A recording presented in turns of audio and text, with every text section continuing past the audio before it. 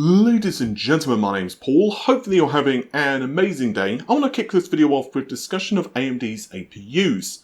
APUs are a subject which is going to become a lot more interesting over the next couple of years, thanks to several major advancements. The first and most obvious is improvements in manufacturing processes, which allow more compute units to be stuffed onto the die and also lower power consumption. But combine that with RDNA 2 and how well it scales on an APU, you can imagine a small amount of infinity cache would definitely help offset the lower amount of bandwidth available to an APU compared to, let's say, a discrete GPU. And on the subject of bandwidth, that brings us to the final point, DDR5, which naturally has significantly more memory bandwidth available. So DDR5 and LPDDR5 for desktop and mobile devices respectively could mean that cards such as the GTX 16 series, for example, or their equivalents in the future, could be a lot less appealing to budget PC builders unless you want a high core count CPU, or indeed laptops which are not really designed purposefully for high performance graphics, but it's more of a bonus. And you can imagine too, combine this with things such as AMD's super resolution as that becomes more popular, and there could be an awful lot of legs on these devices. So let's talk about this. Full credit to Rogame for the leaking of this stuff. I will of course link his Twitter account in the video description. And what we have here are 2 years worth of APUs from AMD. I'll start with 2021. We have Cezanne H and Cezanne U, which are 45 and 15 watts respectively. They are Zen 3 based, however, utilize the Vega architecture. Lucene is also Vega based, also 7nm, however, it is Zen 2 based. But the most interesting part, at least for me that year, is Van Gogh. 9 watts, Zen 2, but also using Nave 2. And again, it's 7nm. But crucially, the switch here is to LPDDR5, massively increasing the amount of bandwidth available.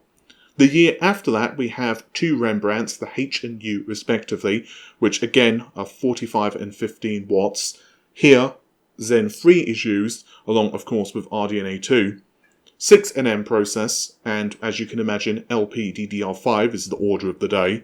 Then we have Barcelo U, we'll get into what that is in just a moment. It's also 15 watts, Zen 3, Vega.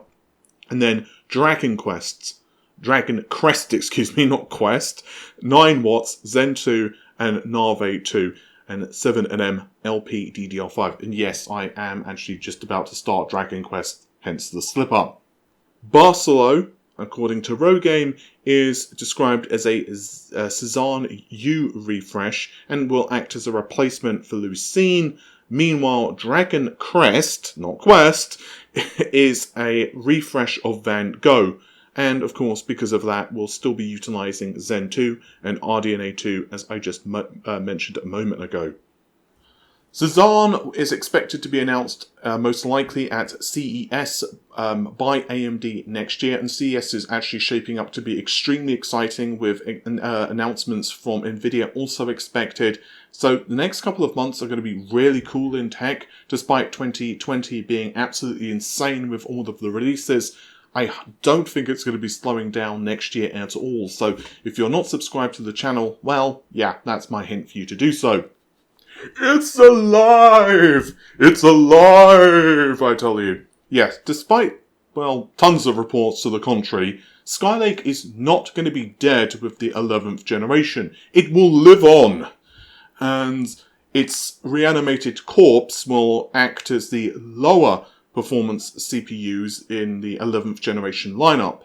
The gist here is that we will see the new architecture, which is codenamed, of course, Rocket Lake. For the higher performance parts, we'll get into the specs in just a moment, and then the rear will be brought up with Skylake. This information comes to us via a website. It's a Chinese one, so I'm probably going to butcher the name. I will call it ijando.com. I've probably butchered the pronunciation, so I apologize, but I will provide a link to it, of course, in the video description. And you can also see an engineering sample Rocket Lake processor as well. I'd also like to give credit, however, to Harakazi 5719 for this discovery. So full credit to him, and again, someone who is well worth following on the internets. I'm not going to go through all of these SKUs because, quite frankly, I will be here until the next, millennium. But what I can do is just go over a couple of the more interesting SKUs. So the i9 11900K is an 8-core 16-thread part, and it seems to definitely back up that the 11700K is going to be an 8-core 16-thread part as well.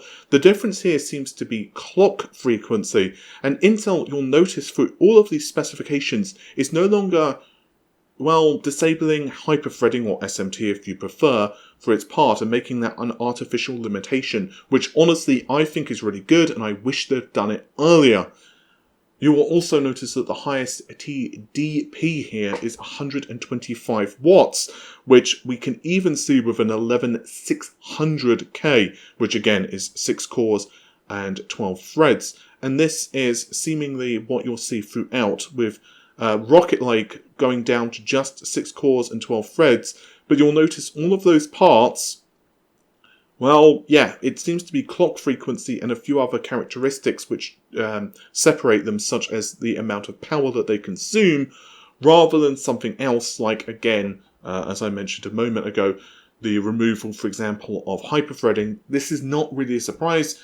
After all, Intel were just caught between a rock and a hard place here. They had to make that call, because while it does mean that they have less ways that they can segment their products, if they didn't, they were going to just get kicked in the shin even harder by AMD in terms of thread count. They're already getting kicked in the shin hard enough, so it would be like getting kicked in the shin and then the other shin. Meanwhile, yes, Comet Lake is not dead, and these will be the 4-core entries into the lineup.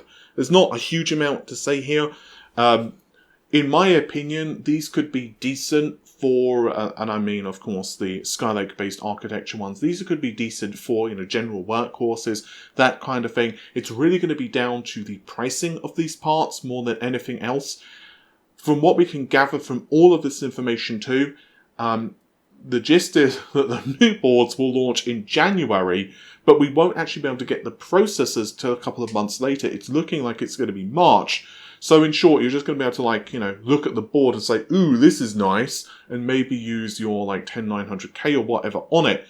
On the subject of older boards, if you have a 400 series board, I don't know, so this is a Z490 GTA, although I haven't looked to see whether this is compatible, but definitely the more premium Z490 boards, they will support Rocket Lake, but it's all going to be down to the power delivery and whether they are able to essentially just keep these things fed, because they're not exactly going to be sipping power. This seems to be the main detriment, other than obviously the core count of Rocket Lake. At the end of the day, it's kind of like, well, yeah, they might be decent in gaming, and I do think they will take the edge over AMD, but they are also going to be a lot hotter, you presume, and definitely more power hungry from what we can tell. Although clock frequency and the IPC gains over the Skylake architecture, yeah, I do think gaming, Intel are going to take the crown again. I'm going to leave it down to you, and more to the point, when we actually get the processors and we can start doing testing, then we can start knowing, whether it's worth it for you and your workloads. And the final story that I'd like to tackle is actually pretty damn big, and that is that Microsoft are reportedly creating their own ARM-based processors, which will be used in things such as Surface tablets, yes, but this architecture could also find its way into servers. And this has a ton of different ramifications across the industry, not least of which that Microsoft themselves do offer x86, well, I guess emulation technically, of on ARM-based processors. So, I mean, you can do a ton of speculation of what this might mean for future Xbox consoles, for example. Like, what the hell would that look like? Is it going to be ARM-based? There is a lot of arguments that ARM would make a fantastic console. Well, to be fair, we've already seen a ton of consoles which utilize the ARM architecture of one shape or another. But a future console which could, and it would be relatively easy for backwards compatibility too. This is not me leaking this, by the way, I'm simply putting it out there, but let's explore the article more. Full credit to The Verge as well as Bloomberg for this, because The Verge actually received a quote, but according to Bloomberg, Microsoft are, quote, exploring, end quote, using another chip for some Surface devices, but it's not quite sure yet whether it's going to end up in the final product. Microsoft are naturally using Intel-based processors for its Azure platform, and Azure is incredibly popular at the moment, and naturally is also powering a lot of Microsoft's online gaming stuff. And they also use various AMD processors too. Microsoft have recently started to work with both AMD and Qualcomm. This is for its Surface laptops. But while the fact that Microsoft have co-engineered an ARM-based SKU1 processor for Surface X is definitely intriguing, the move to ARM on the server side is just huge, at least in my opinion. And yeah, if I were Intel, I would be like, uh-oh. A lot of people in the server industry are wondering if we will eventually see a fundamental shift to ARM. I don't think we're there yet, but AMD even are reportedly working on their own versions of ARM processors. And as I've mentioned several times now on the channel, according to all of my information, NVIDIA are working on their own kind of x86 competitor using ARM. In fact, I got a little bit more information on that. I'm trying to do a little more research on it before I publish it. But yeah, NVIDIA are definitely here to play as well. And given ARM is just, I mean, yeah, you can customize it so much. And an open platform, in a way, could be the worst nightmare for a company like Intel. I also want to throw in that Amazon, who are a huge rival to Microsoft in the cloud space, also are creating ARM processors.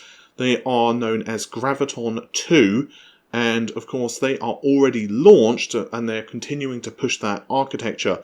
Microsoft actually did comment to The Verge and they said, and I quote, "Because silicon is a fundamental building block for technology, we're continuing to invest in our own capabilities in areas like design, manufacturing and tools, while also fostering and strengthening partnerships with a wide range of silicon providers." This is according to Microsoft's communications chief, Frank Shaw.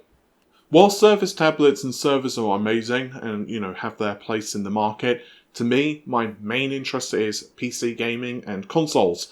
So I do wonder what the future of Xbox will hold with this news when we see an Xbox system which uses ARM.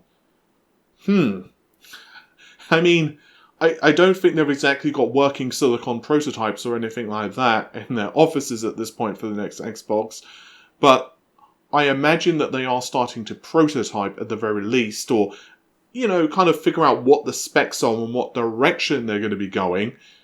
We know that Sony, for example, commented and said it's about 5 years that the PlayStation 5 took to kind of bring up. So you can imagine before that, they were definitely discussing what they wanted for the PlayStation. So I imagine they were at the very least, in preliminary discussions of what direction they're going to go with the next Xbox. I don't think we're going to see cloud-only gaming for the next, for the next generation. I don't think we're anywhere close for that for a lot of reasons. One, just simply because of the internet ecosystem is not there yet. So my guess is that we're still going to get at least one, possibly even two more physical console generations. So ARM could be a definitely, I just wouldn't be surprised if it's a candidate. With all of that said though, thank you very much for watching the video. If you have enjoyed it, of course, consider subscribing to the channel and definitely ring the bell icon if you have already subscribed, because YouTube and notifications have a, let's say, not a great relationship. They're kind of seeing each other, but it's off and on, and they'll kind of just have friends with benefits occasionally.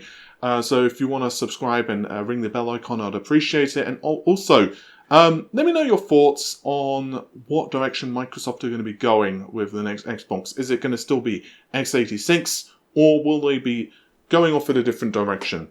With that said, thank you very much for checking out the video. I'll see you soon. Take care of yourselves. Bye for now.